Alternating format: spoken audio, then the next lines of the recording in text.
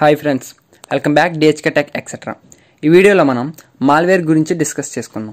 మన ఛానల్ని ఎవరన్నా కొత్తగా చూస్తున్నట్లయితే సబ్స్క్రైబ్ చేసి బెల్ ఐకాన్ ఆన్ చేసుకోండి. మాల్వేర్ మలీషియస్ సాఫ్ట్వేర్ని సింపుల్గా మాల్వేర్ అంటాం. ఇది ఒక వైరస్.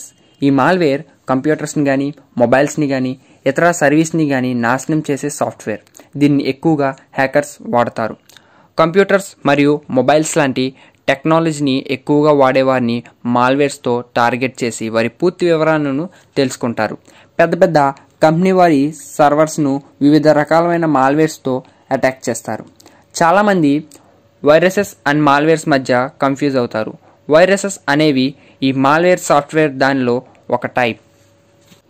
ఇవి చాలా రకాలుగా మన మొబైల్స్, కంప్యూటర్స్లోకి వస్తాయి. మనం ఏదైనా వెబ్సైట్ని ఓపెన్ చేసినప్పుడు క్లిక్ హియర్ అని మరియు మీ మొబైల్ ఫోన్ని స్పీడ్ని పెంచుకోండి అని రకరకాల యాడ్స్ వస్తాయి. వాటిని క్లిక్ చేసినప్పుడు మనకి తెలియకుండా మన మొబైల్లో మాల్వేర్ సాఫ్ట్వేర్ లాంటివి ఇన్స్టాల్ అవుతాయి. అలా ఇన్స్టాల్ అయిన తర్వాత మన పర్సనల్ డీటెయిల్స్ అన్నీ హ్యాకర్స్ చేతుల్లోకి వెళ్ళిపోతాయి. ఈ మాల్వేర్ సాఫ్ట్వేర్ అనేది చాలా రకాలుగా ఉన్నాయి.